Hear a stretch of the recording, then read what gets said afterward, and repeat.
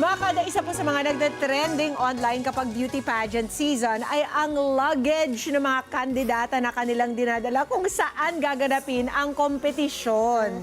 And most of them ay napakalaki at napakarami.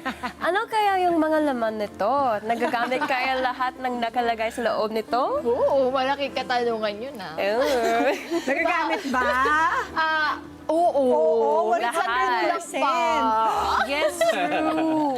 Kaya naman ngayong umaga makakasama po natin ngayon ng isang fashion stylist para pag-usapan yung mga tanong mo, Jazz! At kung may extra baggage ba na tinatawag, ngayon ay may pa-extra tips siya para sa ating mga kada pagdating sa OOTD o Outfit of the Day na nauso po sa beauty pageant ngayong 2026. Kailangan natin ito para lumutang po ang ating mga ganda at dagdag points na rin para title, di ba?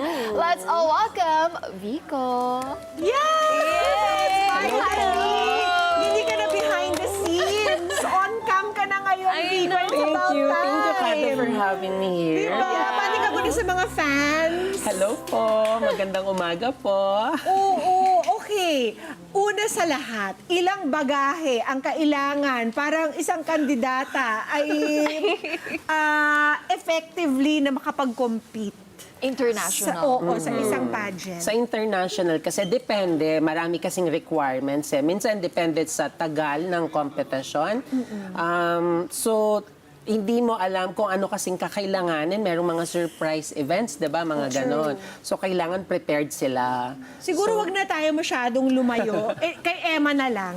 Nung siya'y lumaban sa Miss Grand International, how many pieces of luggage? Kung hindi ako nagkakamali, I think meron kaming 6 na malalaki, di ba?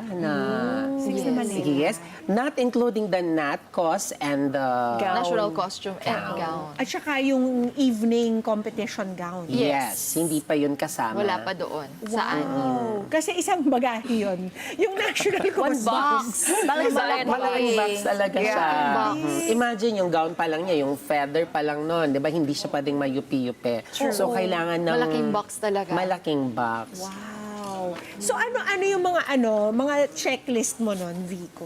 Actually, based sa competition kay Emma, parang nagkaroon kami ng what do you call this? Like, A lookbook.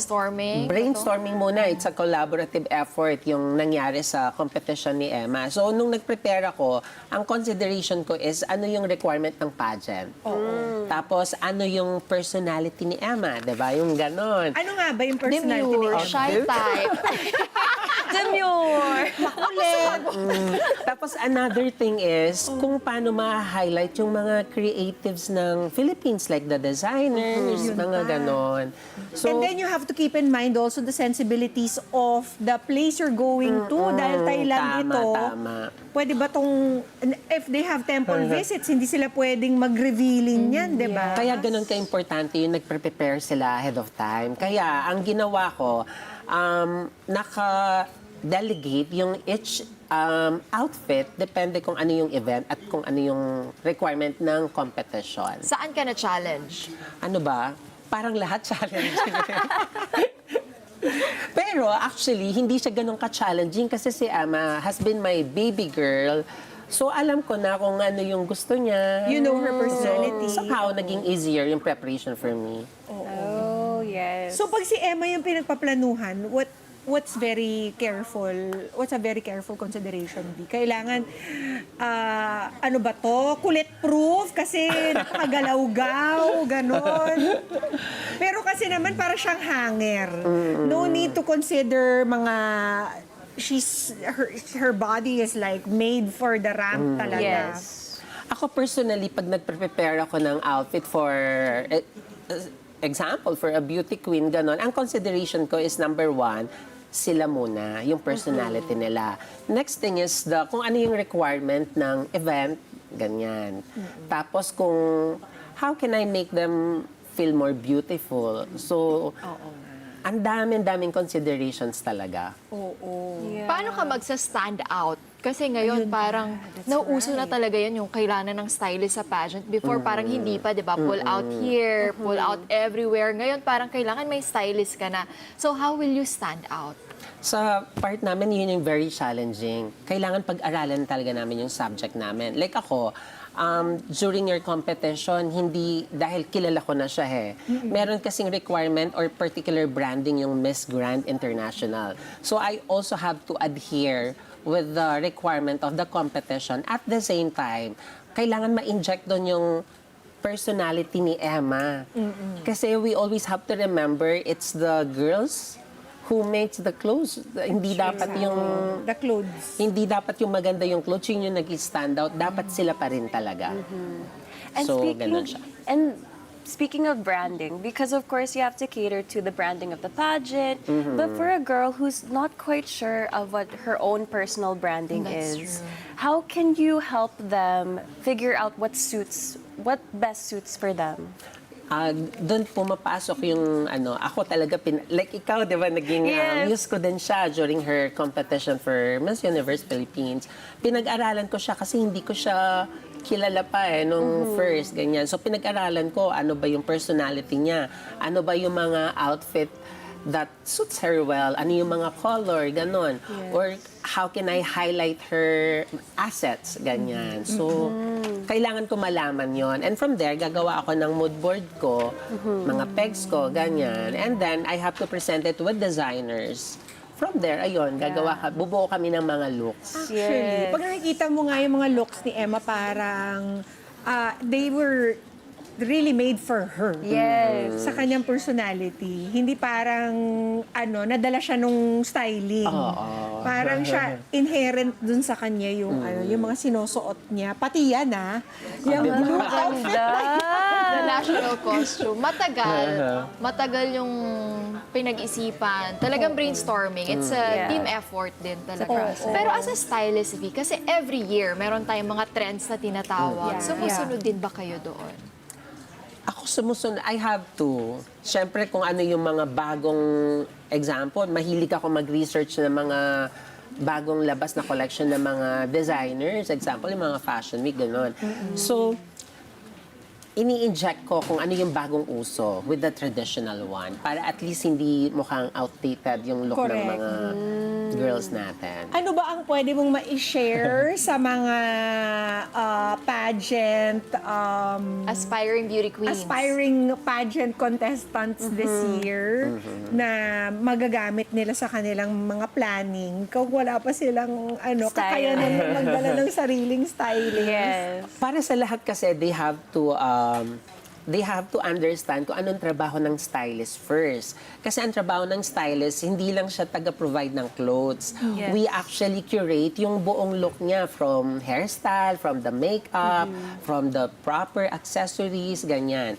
So pag naiintindihan na nila ano yung work namin, doon nila pwedeng ibigay yung trust nila. So, especially kapag bago ka, hindi mo pa alam talaga ano yung particular branding that you wanted for yourself.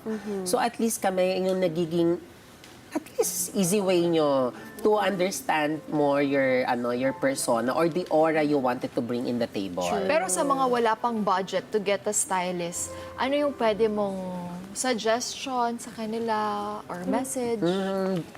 Siguro they have to be resourceful or start in your community. Tingnan mo kung sino yung mga designers around your community, your area. Reach out to them, ganon. And you have to remember, hindi yung clothes dapat ang wag mong isipin na yung clothes ang magpapa-stand out sa'yo. It's still How you carry it. Yes. kayo. So they have to have this courage to say na parang, I'm sorry, that's not me.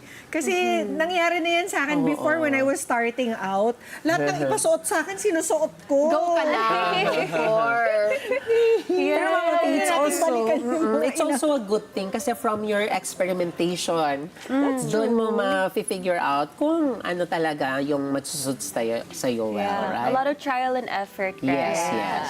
Yeah. Maaari mo ba kami bigyan din ng konting mga fashion forecast tips for 2026? Pahapyaw.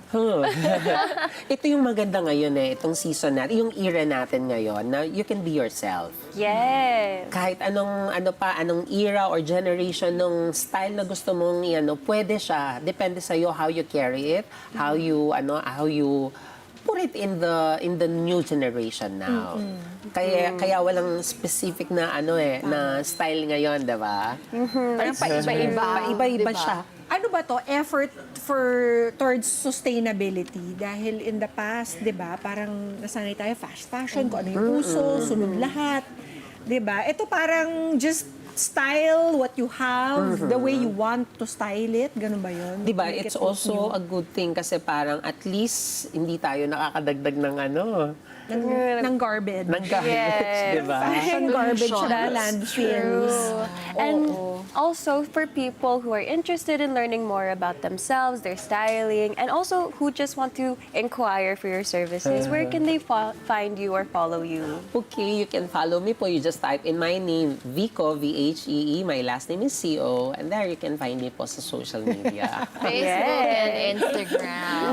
Yan, finally. Alam mo ba, na-style na rin niya si Niana. Niana Guerrero. Oh, So, Niana my new baby girl. Yeah. Wow. Baby girl.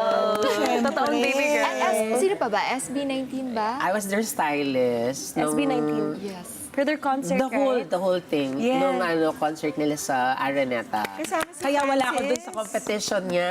Ako yung stylist ni Francis Liveran. Liveran. Yes, yes. Lahat. He's here to, congratulations. It was very Thank you, successful. thank you.